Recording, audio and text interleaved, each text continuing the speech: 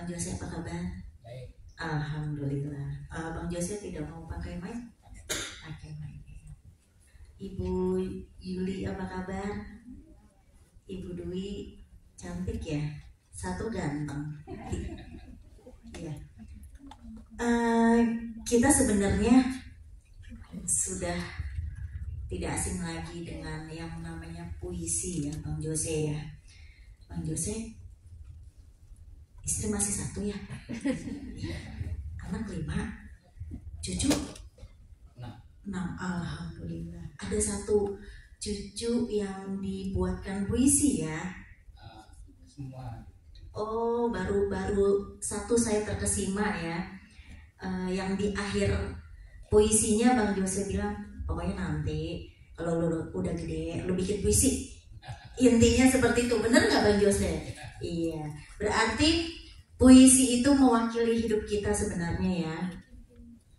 Ketika kita melihat sesuatu, ingin menulis atau segala macamnya, jadi benar tidak ada istilah takut untuk menulis ya. Ya, yang pertama Bang Jose mohon maaf,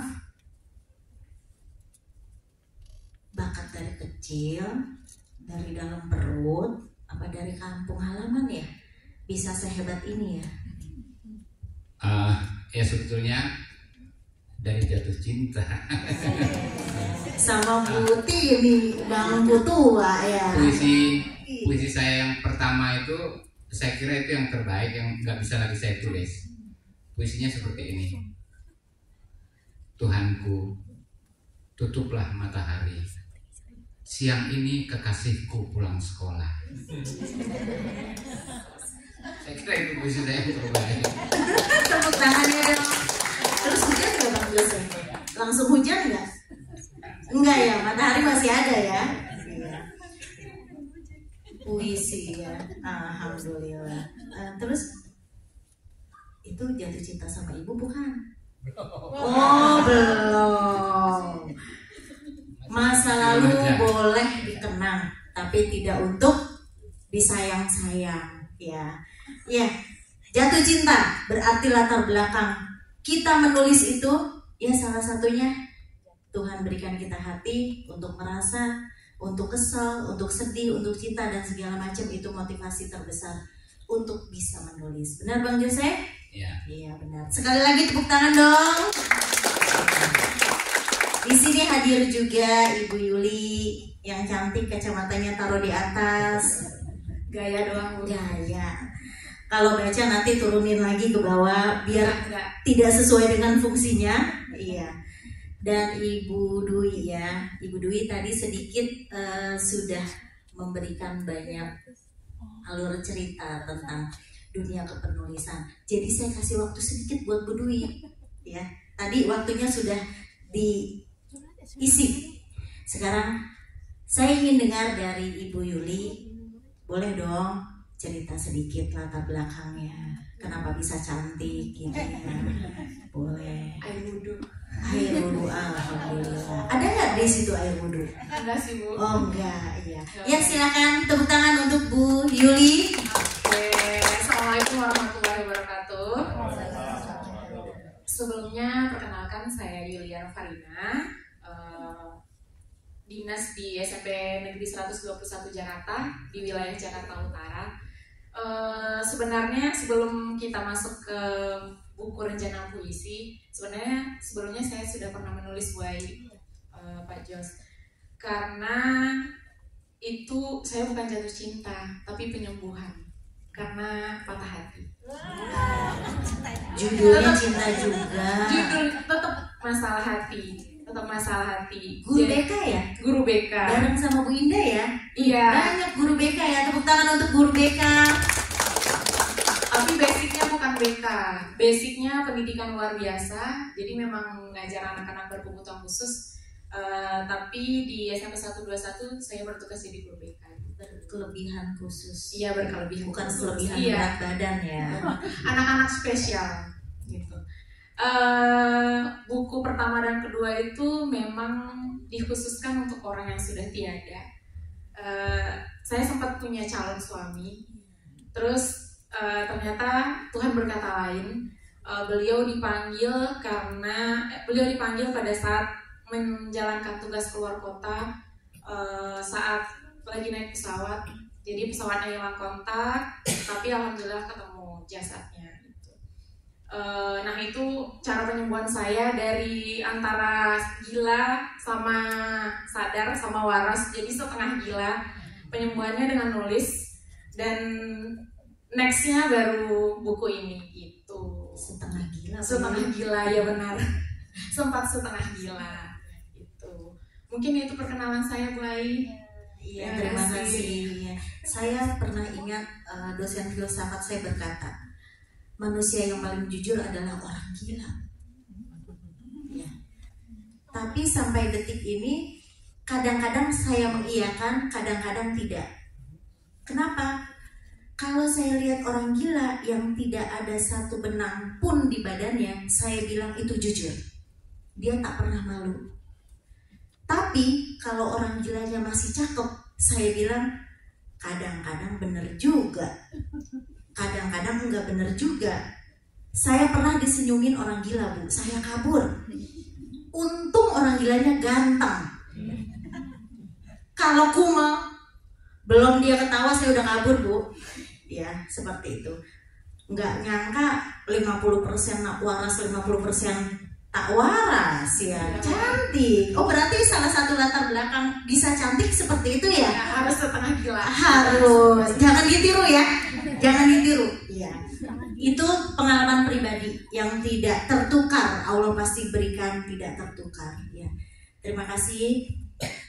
Mudah-mudahan menginspirasi buat kita semua ya. Ada penggalan puisi saya tentang orang gila itu. Potongannya seperti ini. Penggalannya seperti ini. Saya ini orang gila, kamu itu orang jujur. Jujur mana orang gila dibandingkan orang jujur. Tepuk tangannya. Jujur. Sangat jujur. Terima kasih Pak Jose, misinya buat saya. Jadi baru setengah, belum ya? Belum ya. Oke, lanjut ke Ibu Dwi ya. Silakan Bu Dwi. Sedikit aja.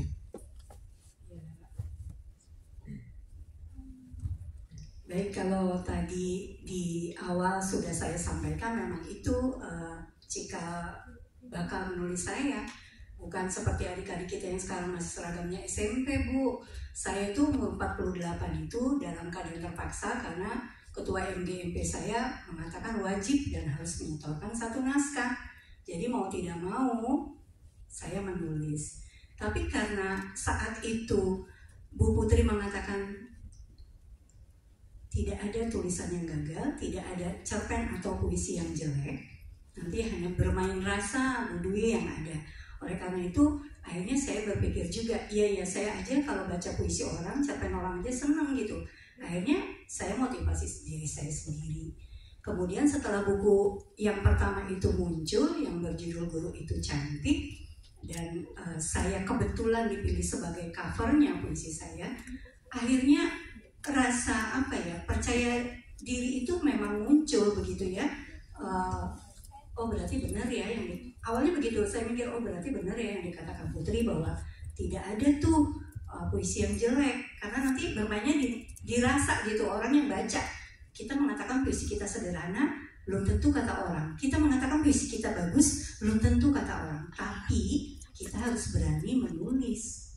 Itu yang dikatakan. Jadi akhirnya walaupun saat itu saya sudah usianya 48 tahun, sekarang udah 53 Bu Ai, 7 tahun lagi insya Allah pensiun gitu ya. Sehat selalu. Amin. Dan ternyata betul, begitu kita menulis terus aja menulis. Begitu juga waktu ketemu Pak Jose, walaupun kita waktu itu lewat Zoom ya Pak ya, dengan Bu Sri Mulyani saat itu Pak Jose mengatakan tidak apa-apa, kamu mengatakan puisi kamu, tulisan kamu sederhana, tapi toh aku suka.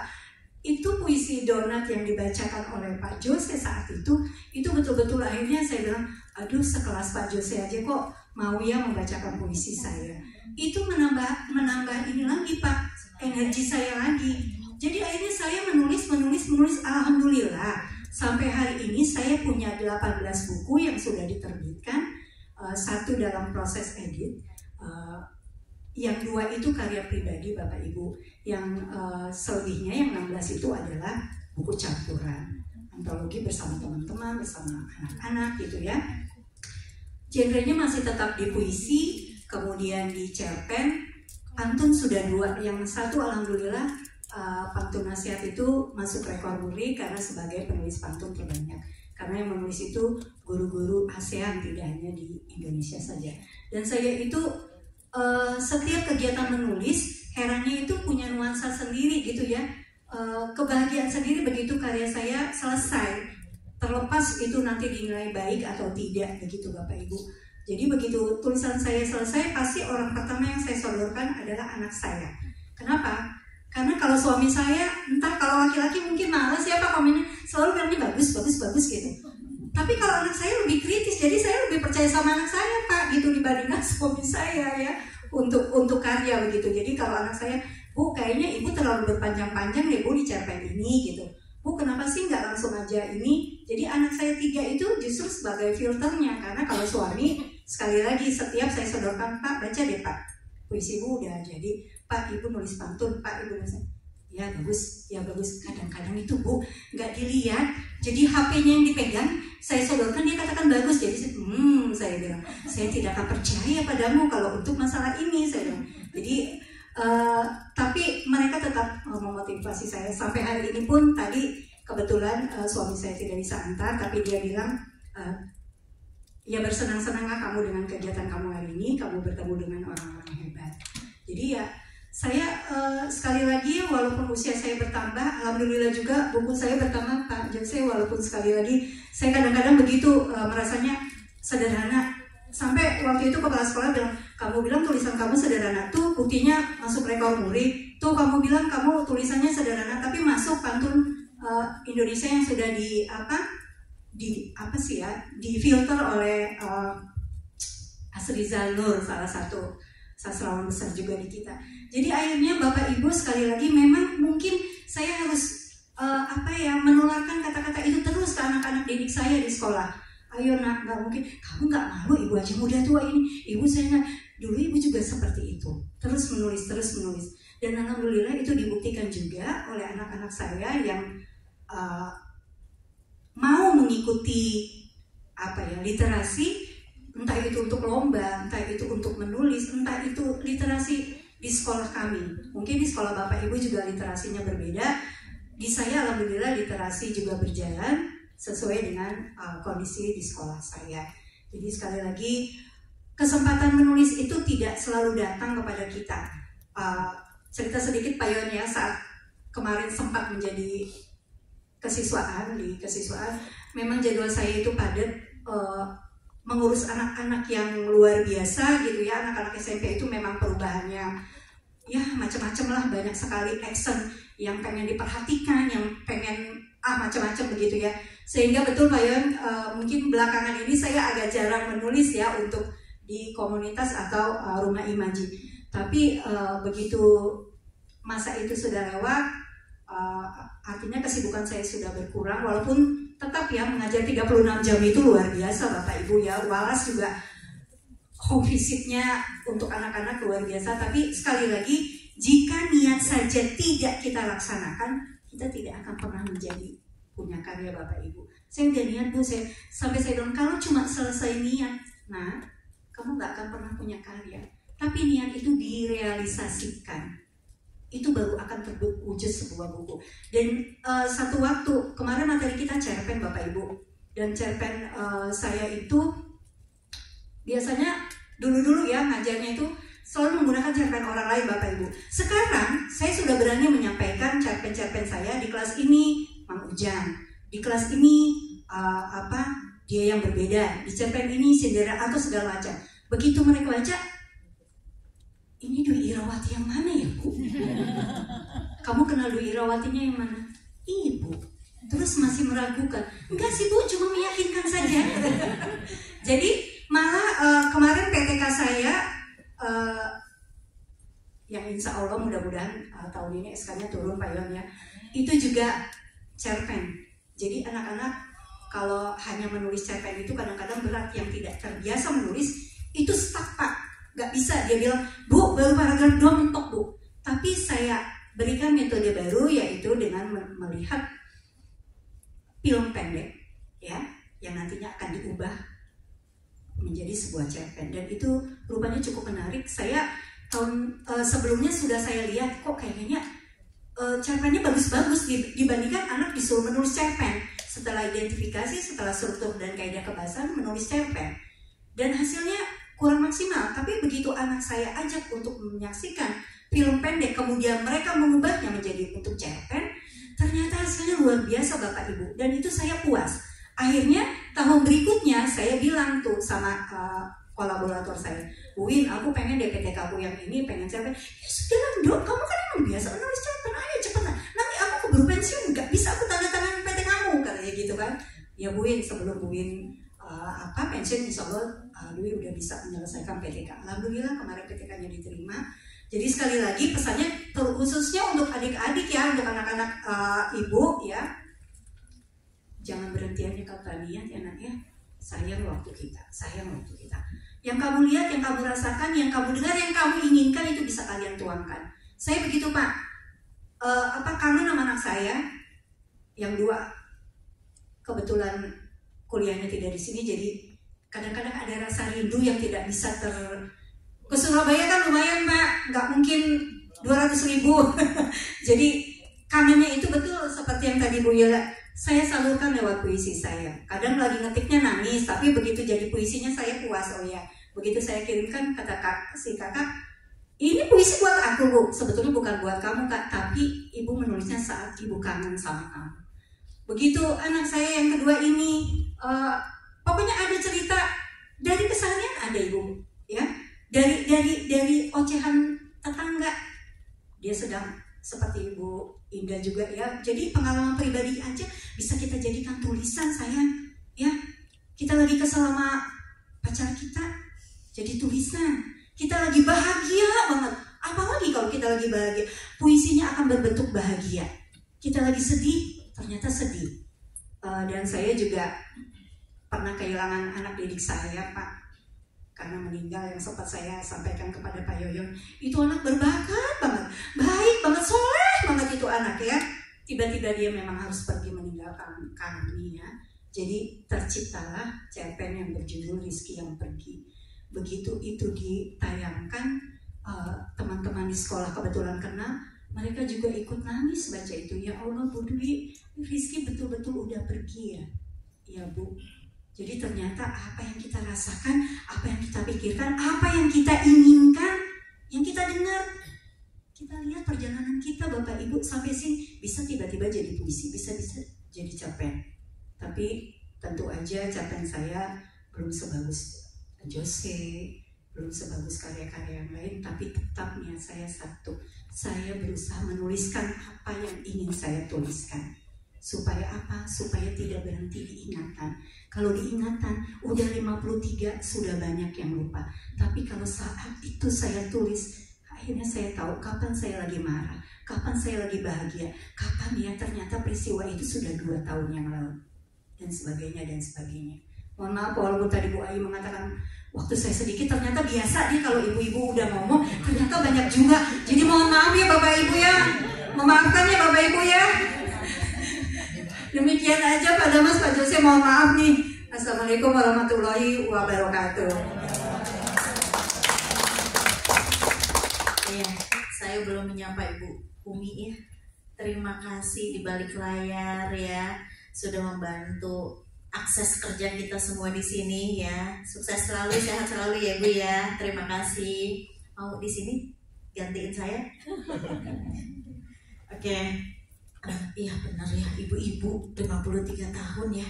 Tapi kita terkesima ya dengan ceritanya, benar. Ibu kesel sama kucing tetangga, kawin di rumah ibu jadi puisi ya, macem-macem. Ya, mudah-mudahan sebelum kita keluar semua bisa menulis puisi. Ya. Amin. Untuk saya menulis puisi itu seperti menyusun puzzle, jadi gampang banget. Nanti kita coba. Serba salah melulu, itulah salah. Paling mudah bikin salah. Saya salah, kamu pun salah. Hidup salah, jadi puisi. Bener Bang Jose? Ya, ada penyair terkenal ya, almarhum, namanya Hamid Jabar. Dia menulis 2 puisi. Puisi pertama judulnya Doa Penguasa Sepanjang Masa, aman. Puisi kedua judulnya Doa Terakhir Seorang Musafir, amin. Ya, itu puisi. Nanti saya coba memusikalisasikan satu puisi. Judul puisinya Ini Lagu Terpendek di Dunia.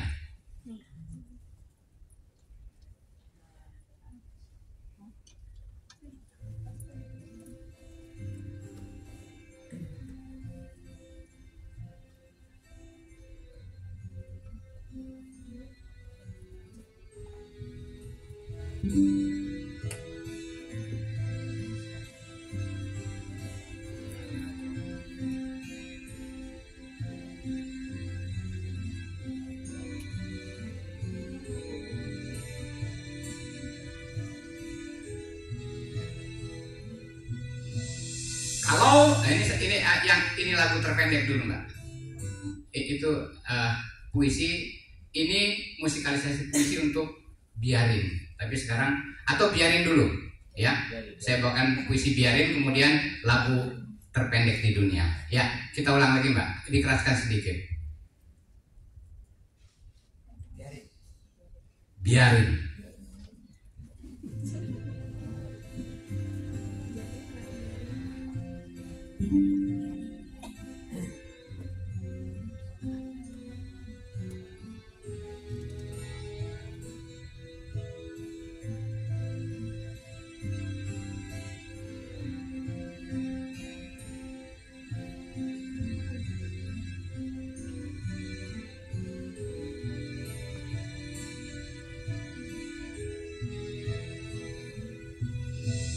Kalau kamu pikir tujuan hidup ini sekedar senang-senang belaka, makanlah kenyang-kenyang sampai perutmu bundar buncit kayak buntelan.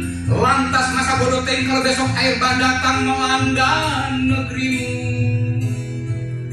Kalau hidupmu semata untuk hari ini dan persetan pada hari esok, carilah dulu pacar paten dari kalangan orang kaya mendadak. Lantas masa bodoh kalau mukanya hancur-hancuran seperti monyet.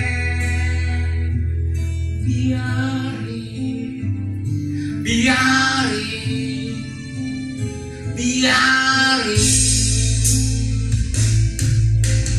mumpung masih hidup, nikmatilah kesenangan. Sebab hidup ini tak berulang 2 kali.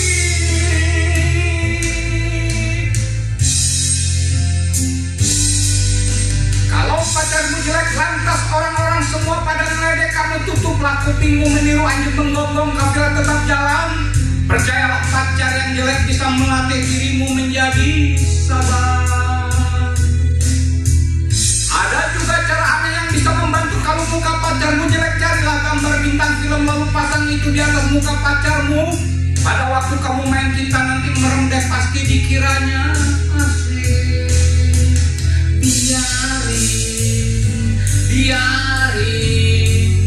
Biarin. Perlu kamu camkan, sama kita penuh kontras. Nilai-nilai moral diukur dengan materi.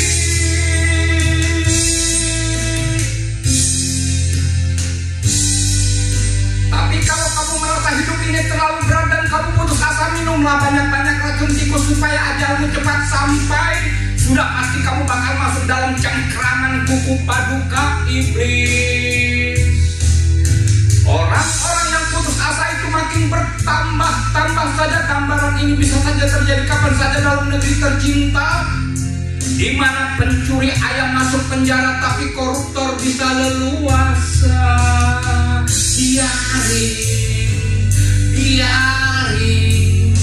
Biarin. Kita amat khatam terhadap hal yang aneh. Kalau tidak aneh, tentu bukan negeri kita.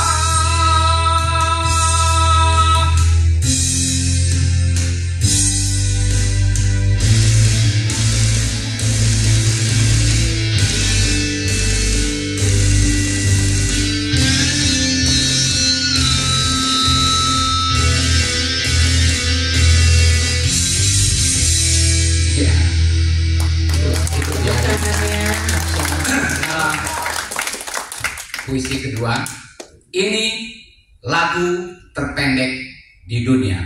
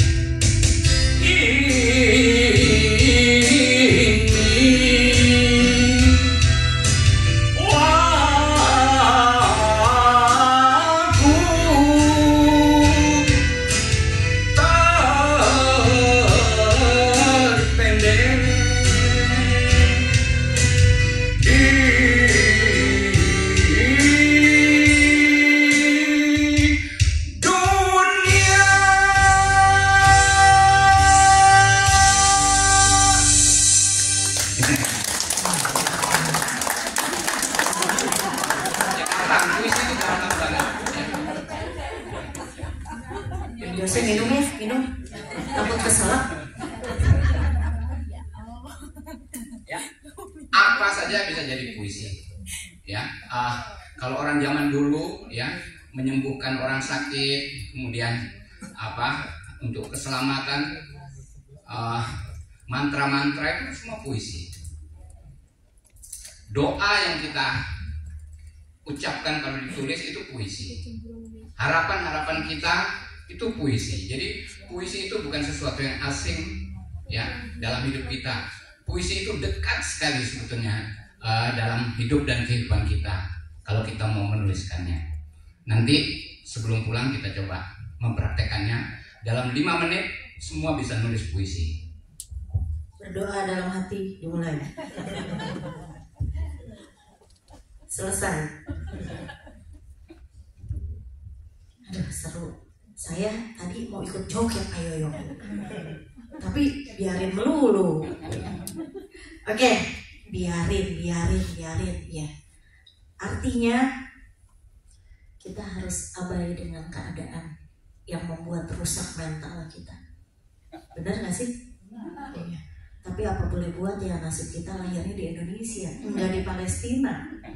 Lain cerita, ya Bang Jose, lain cerita ya. Keren, masih solid, usia masih 17 tahun ya. 27. Iya, tambah 10 tahun. Kalau Pak Haji Damas 27, iya 27. Iya. Topiknya tadi barengan sama yang Aurel ya, cucunya nenek ya. Kalau ini kakeknya nenek. Iya. Oke, Bu Yuli nyaris menikah. Iya. Ceritain dong sedikit.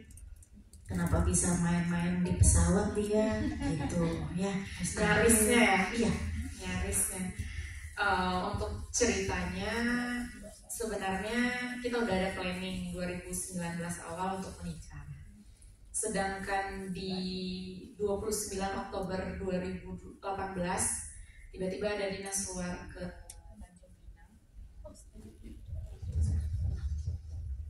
tiba-tiba ada dinas luar ke Tanjung Pinang, jadi beliau berangkat subuh-subuh. Pada saat saya lagi ngajar, tiba-tiba ada telepon, padahal kalau kesepakatan di sekolah tidak boleh pegang HP di dalam kelas. Cuman ini HP ganggu terus. Pada saat saya angkat, ternyata mamanya almarhum yang nelfon terus nanya, ya udah jadi berangkat nggak gitu. Jadi mah pesawat apa? Kayaknya Lion deh mah. Barusan Lion hilang kontak. Pada saat itu saya telepon kantornya ini Mbak Yulia ya, dibilang. Iya ini Mbak Yulia. Mohon maaf ya Mbak Yulia. Saya dengan mohon maaf itu udah hilang kesadaran, teriak-teriak di sekolah sampai anak-anak melihat, itu guru kenapa gitu. Sampai saya disuruh masuk ke ruang bawah tanah. Karena memang mungkin saya udah nggak kekontrol pada saat itu. Nggak mungkin. Pokoknya teriak udah gitu. Pokoknya saya udah teriak sumpah serapah juga dan istighfar Yulia, istighfar. Duha, sholat. Saya habis duha, ngapain suruh saya duha? Sampai saya udah marah ke semua orang. Saya dikunci di ruang bawah tanah biar nggak ngeganggu proses belajar mengajar di atas. Sampai akhirnya mungkin udah mulai gila. Saya naik motor dari Lebak Bulus sampai ke ke Bandara Soekarno Hatta. Naik motor situ, jemput mama papanya, mamanya malah mukul saya. Bukan kamu yang jemput mama, harusnya Fauzan yang jemput mama. Saya dipukul-pukul terus, saya udah berusaha tegar loh untuk gak nangis di depan mama. Tapi mama mukul-mukul kayak gitu udah, saya luruh juga akhirnya gitu. Itu sih 29 Oktober 2018 jadi awal mula saya gila. Kalau mungkin Bapak Ibu semua ketemu sama teman-teman saya waktu ngajar di Jakarta Selatan, mereka pasti ngomong, gue pikir nggak bakal hidup lagi. Maksudnya, gue pikir lu pasti nggak bakal waras lagi. Karena memang saking saya nggak ngurus diri saya sendiri, semua halnya itu dibantu sama teman-teman, dibantu sama keluarga. Saya nggak tahu saya mau pakai baju apa semuanya. Mulai saya nulis lagi 2019 itu nggak mungkin nih keluarga semuanya support, teman-teman support. Akhirnya saya nulis, saya melahirkan buku judulnya Menyatukan Temu dengan Almarhum. Sampai 2022 saya nulis buku lagi judulnya Jalan Kehilangan. Nah, di Jalan Kehilangan itu yang mungkin nanti jadi jadi door prize-nya kali buat Jalan Kehilangan itu adalah masanya sebulan sebelum almarhum gak ada sampai saya nganter almarhum pulang kampung gitu. Saya satu pesawat tapi beda. Saya ada di bangku penumpang, beliau ada di bawah di bagasinya gitu. Itu sih proses menyembuhkan luka. Ya, masing-masing ceritanya memiliki keunikan ya, Bu Dwi ya, Bu Yuli yang kuat dan tegar. Terus nulis, ungkapkan penyakit-penyakit hati, luka-luka keluarin lewat tulisan. Iya benar. Makanya di buku ini sebenarnya mengungkapkan buku ini judulnya sebenarnya kritikan sama mungkin sama Pak Jose tadi tentang sembako ya. Saya malah di sini nulisnya topeng pendidikan. Karena mungkin kita sebagai pendidik secara sadar atau enggak sebenarnya gonta-ganti kurikulum itu sebenarnya ganggu kita loh.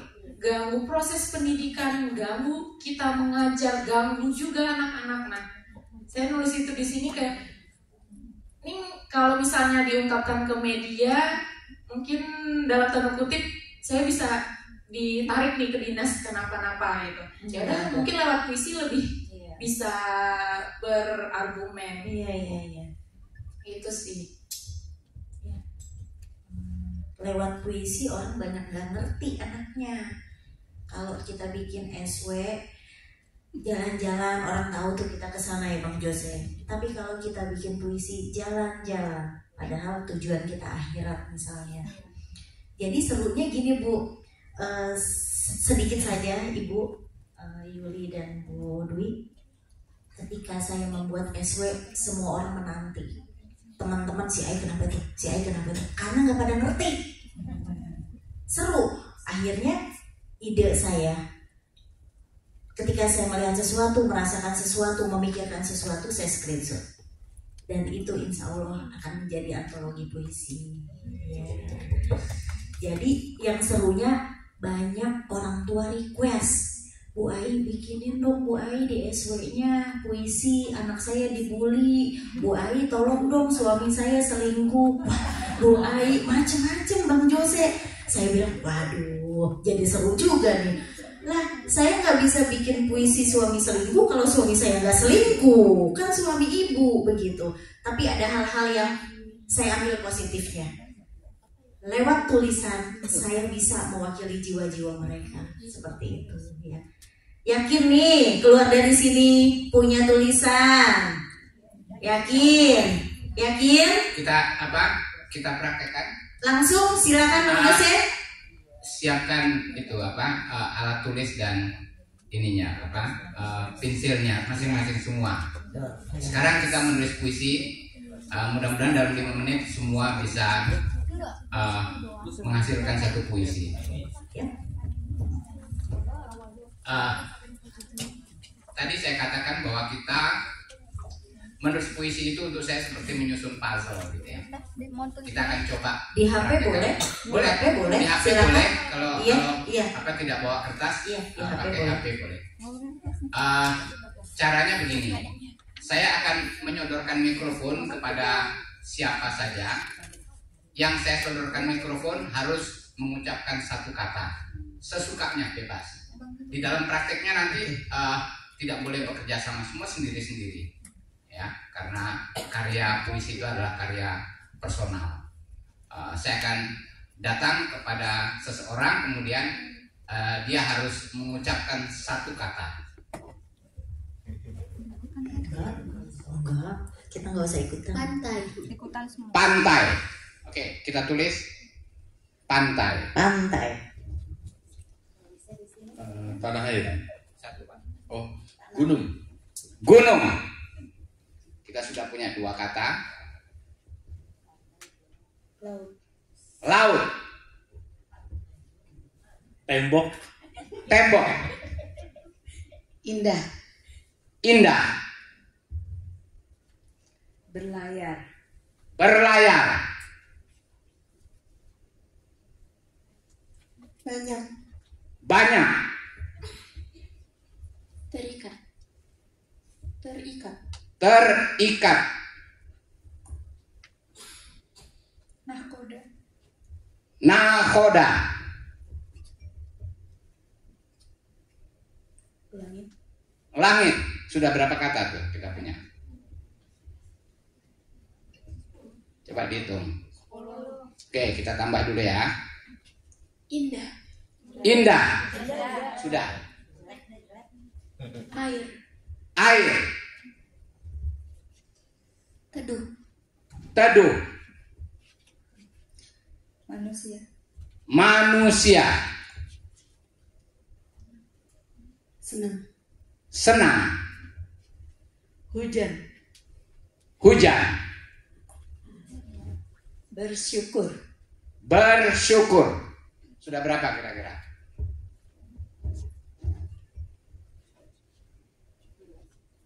Berapa? 16. Kita tambah lagi. Beranak. Beranak. Mata. Mata. Angin. Angin. Terlalu. Terlalu. Cahaya. Cahaya. Sudah berapa? Berapa? Kita tambah 2 lagi. Kekasihku. Kekasihku. Ayahku. Ayahku. Ya, Yoyon Pujo Utomo. kita punya 23 kata, ya. 23 kata itu silahkan disusun seperti menyusun puzzle. Boleh ditambah, boleh dikurangi sesukanya. Sesuka Anda, boleh ditambah-tambah, boleh dikurang-kurangi, terserah, bebas.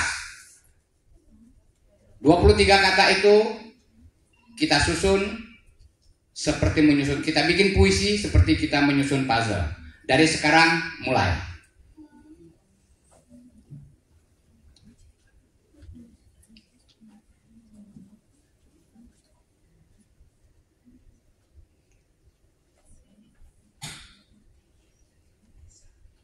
Seru nih. Ada beranak di situ.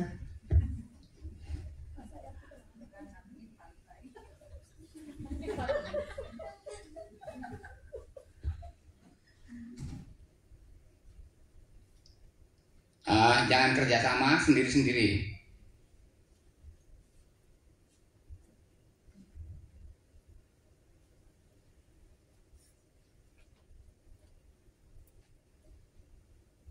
Pak Basuki udah siap nih.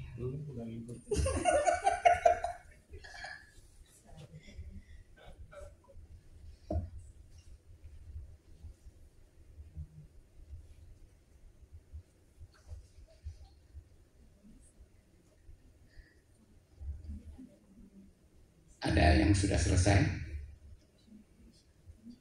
Kalau sudah selesai boleh angkat tangan. Ya, Ibu silakan. Ya, oke. Ada satu ibu yang sudah selesai, kita dengarkan puisinya. Silakan, Bu. Saya berteduh di pinggir pantai, melihat perahu berlayar. Saya bersyukur beranak 2. Terima kasih. Wow, keren. Keren. Silakan dikasih judul, Bu. Dikasih tanggal. Ibu ini menang banyak nih. Saya kasih Gema ya, Bu ya. Beranak 2. Ada lagi yang sudah selesai?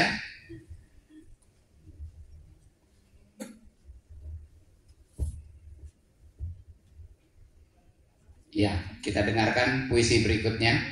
Silakan Ibu. Sebutkan nama boleh, Bu? Dari sini saja ya, Pak. Terima kasih, nama saya Naila Ihwati. Saya temannya Bu Indah, sesama guru BK. Saya ingin membacakan puisi yang tadi kata-kata yang terserak ya dari teman-teman. Wahai kekasihku, aku merindu berlayar bersamamu. Cahaya mentari kan selalu menanti bersama kita.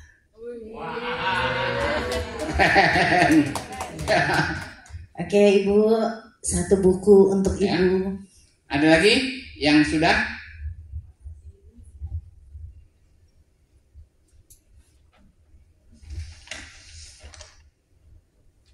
Anak-anaknya mana ini? Jangan mau kalah Ya. sama Ibu yang beranak. Ya, kita dengarkan lagi puisi berikutnya. Kekasihku adalah tembok. Dia adalah ayahku yang tak beranak. Terus datang dari mana? Ia adalah manusia dengan rasa yang teduh. Dia mampu berlayar laksana nahkoda. Ia bagai perahu yang tak terikat hujan. Wow.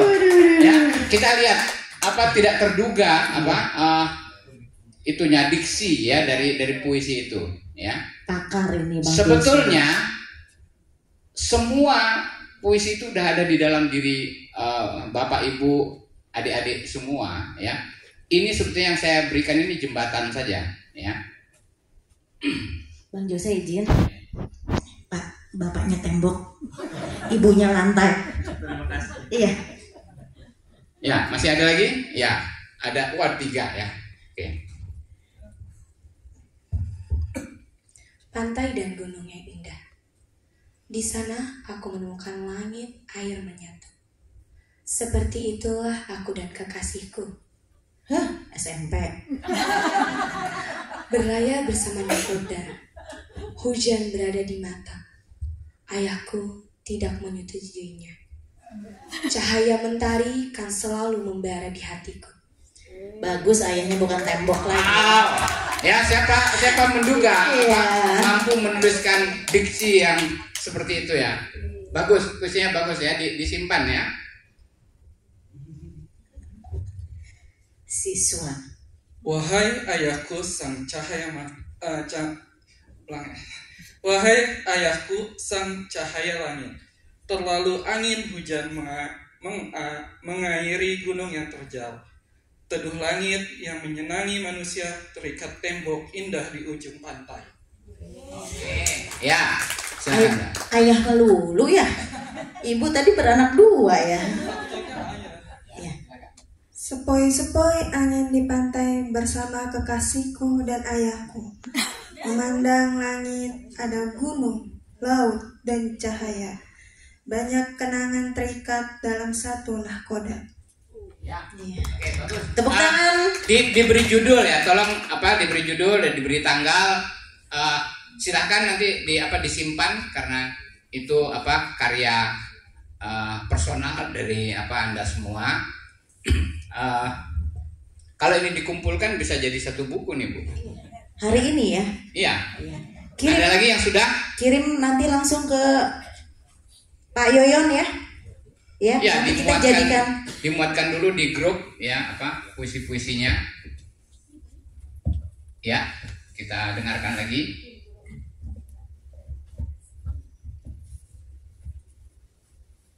Aku manusia terlalu senang. Air mata bahagia berlinang bagai hujan, bercahaya. Dalam indahnya rasa bersyukur memiliki kamu, kekasihku. Oke. Ya, bagus. Ada lagi? Yang ya. Tuh kan, belakangan jagoan nih. 2 lagi Pak Yoyon. Senang rasanya duduk di pantai, memandang gunung yang teduh. Mata nahkoda terlihat nanar, karena langit bukan tujuan akhir, tapi ayah adalah asa dunia. Ayah, hari ayah. Oke, bagus. Ya.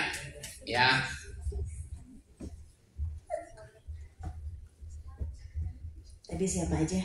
Pantai, indah nian panoramanya, laut, air, hujan, langit mewarnai indahnya.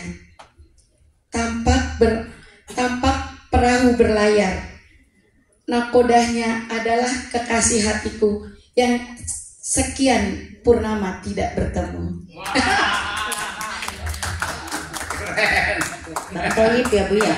Ya, puisi yang indah ya. Ada lagi yang sudah? Ya, silakan dulu. Cahaya hati. Ayahku, kekasihku, berlayar terikat mata angin yang terlalu. Pantai, laut, gunung, nahkoda yang tak bertembok.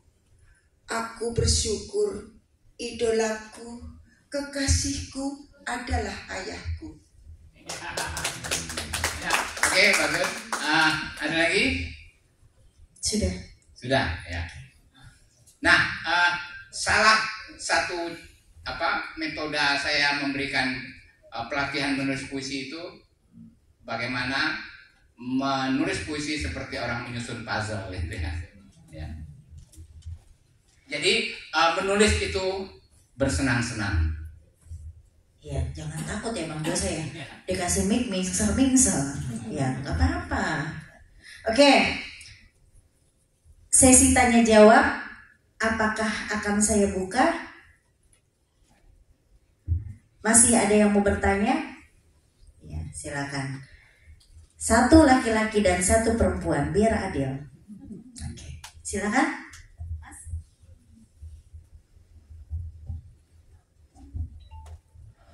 Assalamualaikum warahmatullahi wabarakatuh. Selamat siang Bapak dan Ibu penulis. Pertama-tama saya ingin mengucapkan terima kasih kepada komunitas penulis Youth ya, yang sudah mengadakan acara ini dan turut mengundang Pak Jose Rizal Manua. Untuk Pak Jose Rizal saya ucapkan selamat karena kemarin telah mendapatkan nominasi aktor favorit di FFI 2023 untuk film Onde Mande ya Pak. Luar biasa. Dan saya juga ingin mengapresiasi bagaimana pola pikir Pak Jose kalau menulis itu ternyata bisa menggunakan kata-kata yang sederhana. Kadang kita ingin menulis tapi kita terlalu terbelenggu sama, nulis itu butuh diksi-diksi yang indah, butuh diksi-diksi yang tidak biasa. Tapi ternyata pas tadi Pak Jose memutarkan musikalisasi puisi lagu terpendek di dunia, ternyata bisa sesimpel itu kita bikin puisi ya. Begitu Pak. Jadi terima kasih telah membuka mindset saya. Tapi yang ingin saya tanyakan di sini sebenarnya adalah sosok Pak Jose sebagai salah satu legenda hidup teater Indonesia. Ya, kemarin pas penganugerahan malam penganugerahan AB Jasin, saya sempat melihat performance dari teater Tanah Air, luar biasa bagus, apik sekali. Dan yang saya ingin tanyakan di sini bagaimana sih Pak, Bapak memotivasi anak-anak teater Tanah Air ya untuk konsisten berkarya di bidang teater. Karena saya juga aktif di komunitas teater SMA, dulu sempat jadi pengajar juga. Dan untuk memotivasi anak-anak agar konsisten berkarya di teater itu ternyata sulit. Apalagi akhir-akhir ini budaya teater udah mulai ditinggalkan. Sudah banyak beralih ke Netflix, ke bioskop, dan film-film ataupun karya-karya dalam bentuk digital. Terima kasih Pak.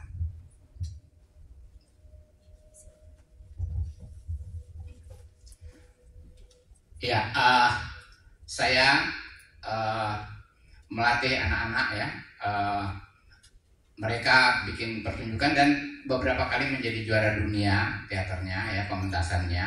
Kami pentas di Rusia, di Jerman, di Jepang, di Maroko, di Kanada, ya, di India dan macam-macam. Nah, kemarin itu cuplikan saya pentaskan di malam penutupan Piala AB Jasin. Tadi saya sebutkan bahwa berpuisi itu bersenang-senang, berteater juga gitu, bersenang-senang.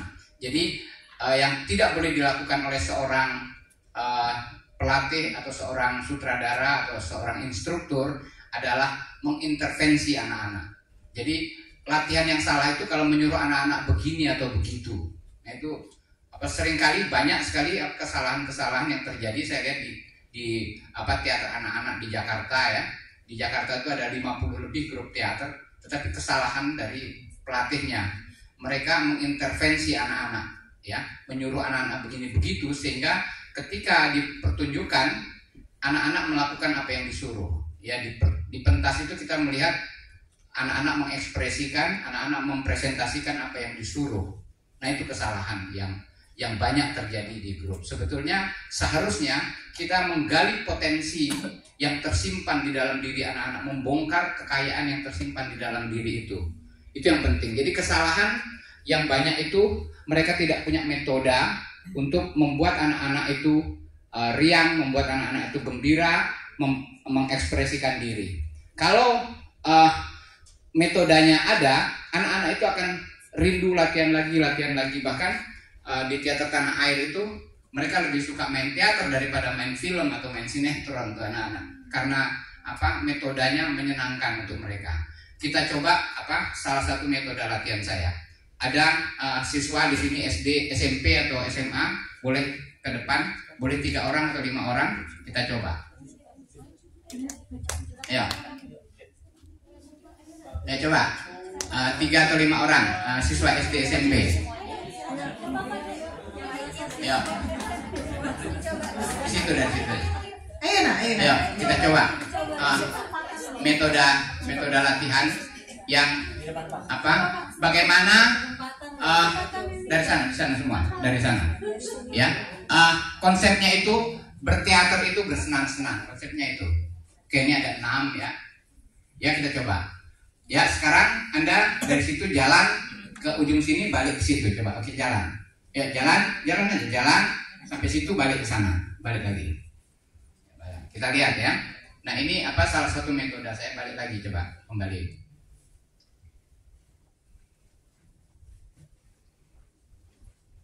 Oke, sekarang Anda jalan lagi, tetapi Anda bayangkan ada seekor tawon yang ganas menyerang Anda. Seekor tawon ganas menyerang dan Anda jago menghindar. Jadi gunakan imajinasi, bayangkan dari mana tawon itu terbang, apa yang diserang oleh tawon itu, apakah kepala, apakah tangan atau kaki, terserah ya, menurut imajinasinya masing-masing.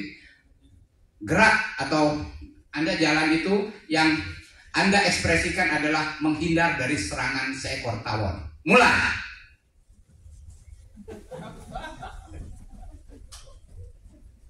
Oke, sekarang tawonnya 5. Mulai.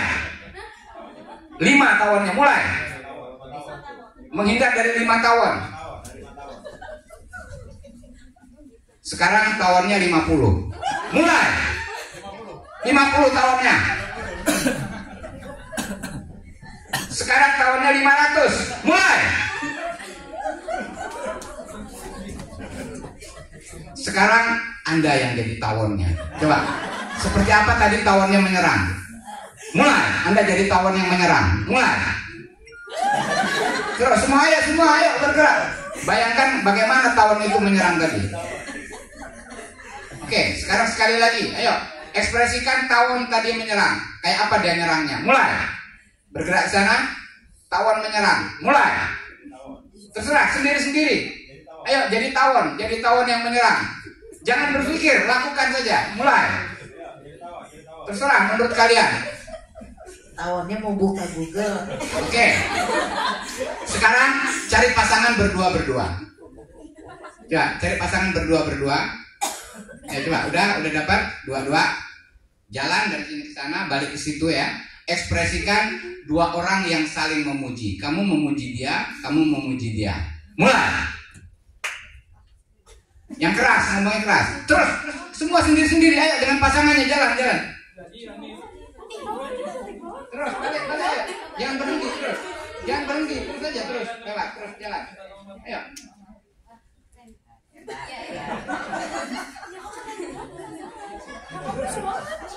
Tepuk tangan dong. Ya. Oke. Sekarang ekspresikan 2 orang yang saling menyalahkan. Kamu menyalahkan ini menyalahkan ini. Ya, siap. Ya, sambil jalan. Mulai. Terus. Semua bergerak. Jangan berhenti terus. Jalan aja terus, jalan terus. Jangan berhenti. Dengan pasangannya.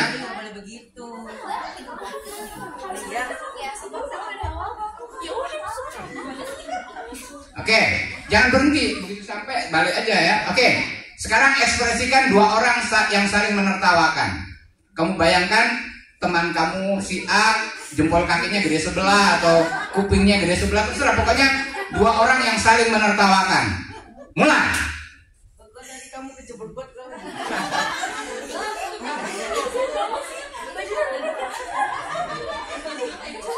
Terus jangan berhenti terus. Ketawa aja, apa menertawakan, hanya menertawakan. Nggak perlu ngomong.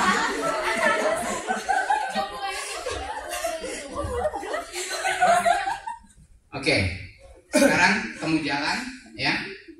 Bayangkan kamu jalan di jalan yang lengket. Mulai. Jalannya lengket, agak lengket jalannya.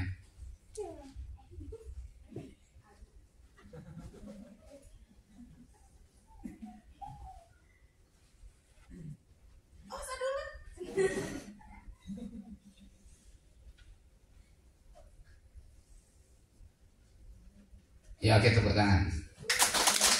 Nah, ini salah satu beberapa metode. Ada ratusan metode saya yang membuat anak-anak itu senang berakting, berlatih teater. Tidak saya intervensi, tidak ada yang salah di dalam mereka melakukan. Jadi setiap anak nanti mempunyai kepribadian sendiri-sendiri. Kalau disuruh begini begitu, nanti kita akan mendapatkan anak-anak yang seragam. Ya, kalau ini akan mendapatkan anak-anak yang beragam, ya. Dia caranya begini, itu sendiri-sendiri setiap orang punya keunikan sendiri-sendiri. Nah, keunikan ini di teater tanah air dipelihara. Itu yang membuat teater tanah air juara dunia di Jepang, di Jerman, di Rusia, di India, ya. Oke, silakan kembali. Untuk kalian semua. Tiap kapan ya Bang Jose latihannya? Setiap hari Minggu. Tiap hari Minggu, nak jam berapa? Jam 3 sampai setengah 6. Tetapi mungkin bulan Desember ini saya tidak melatih dulu karena saya dapat tawaran film lagi. Syuting di Jogja selama sebulan, mulai tanggal 6 Desember ya. Boleh ajak-ajak guru-guru hebat. Biasanya ya. Nanti nggak bisa bolos. Pas liburan bisa kita bolos. Iya. Tuh animonya besar Bang Jose, request ya.